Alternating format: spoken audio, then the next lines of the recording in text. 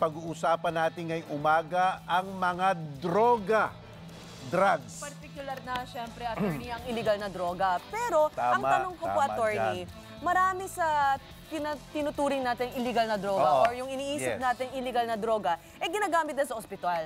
It's just a matter of illegally maybe distributing it. Ano po ba sa batas natin ang classification ng droga? Alam mo, ang droga ngayon pwedeng okay na droga, yung nabibili mo sa over-the-counter, yung mga paracetamol, o yung mga Imodium, di ba, yung mga iyan, okay lang yan.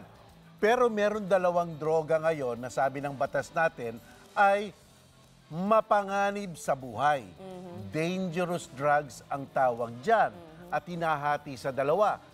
Grace, isang prohibited at isang regulated. Pero whether prohibited or regulated, parehong dangerous yan. At kung makikita mo kung ano-ano yon, yung batas natin, nagbigay pa ng mga halimbawa. Kamukha ng prohibited drugs. Cocaine, morphine, Indian hemp, o ang pagkaalam natin dyan, marijuana.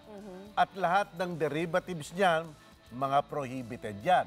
Yan ang isang bahagi. So yan ang may tuturing po nating illegal na droga? Illegal yan. Illegal yan, almost %, no? Kamukha ng marijuana o yung raw morphine. Kasi yung morphine pwede naman gamitin sa ospital kung yung mga may sakit na cancer, di ba? Hapding-hapdi na sila ginagamit, pero much regulated yon. Meron tayong sinasabing regulated drugs. Ito yung mga sedative. Ito yung mga... Like the morphine? Hindi, yung mga barbiturate. Like, let's say, yung Valium. Valium, libre. Yung nakakapag-relax sa iyo. Yung kaya lang, minsan siguro, sa sobra mong Valium o sa sobra mong Librium, sobra ka nang na-relax, tuloy-tuloy ka na sa tulog, patay ka na. Pero hindi po ba yung mga sedative na ginagamit din po sa ospital, regulated drugs din po dapat? Oo, regulated yon. Yun ang classic regulation ng isang doktor, pharmacist, o kaya chemist. Pero kamukha nang nangyari dyan sa concert na yan. Baka yung mga batang yan, alam mo, palagay ko dun sa nakita sa autopsy nila, yung blood pressure umabot ng 240, siguradong may intervention na yun ng kung ano, di ba? Kung anong chemical sa loob. Kasi kung titignan mo, Grace, ilan mga taon yan? 18, 22, pinakamatanda na ang 36. Yan mga ano yan, ang katawan yan at their prime ng kalakasan, 240. May intervention dyan, droga siguro yan. Pero attorney, pagdating po sa regulated drugs at prohibited drugs, magkaiba po ba ang parusa na papatawan ng ating korte sa nagbenta o gumamit? Okay. Dati-dati may kaibahan. Pero sa ating karanasan ngayon, nakikita nila sa korte, whether prohibited or regulated. Kung wala namang prescription, pareho rin ang epekto sa mga bata. May psychological, kamukha ng LSD, di ba? Para silang may nakikita na o kaya parang naapektuhan na ang utak. Kaya sinabi ng batas natin, okay, halos lahat ng mga whether prohibited or regulated, nagkakatugma na ang mga parusa. Aabot pa nga ng mga, let's say, mga 10 million, depende kung sindikato kayo. O pagkakulong from, let's say, 6 months hanggang habang buhay. Hindi, 30 years. Yung reclusion perpetua. I see. So, yung parusa po ba, pareho lang sa nagbenta at gumamit? O sabihin natin yung mga nagpapabiyahe ng droga, katulad ng napanalunan natin sa Cannes Film Festival, it's really about a sari-sari owner na napilitan lang talaga magbenta ng droga just to make ends meet. So, paano po ba ang kaibahan ng parusa na? Alam mo, ang test dyan, awareness.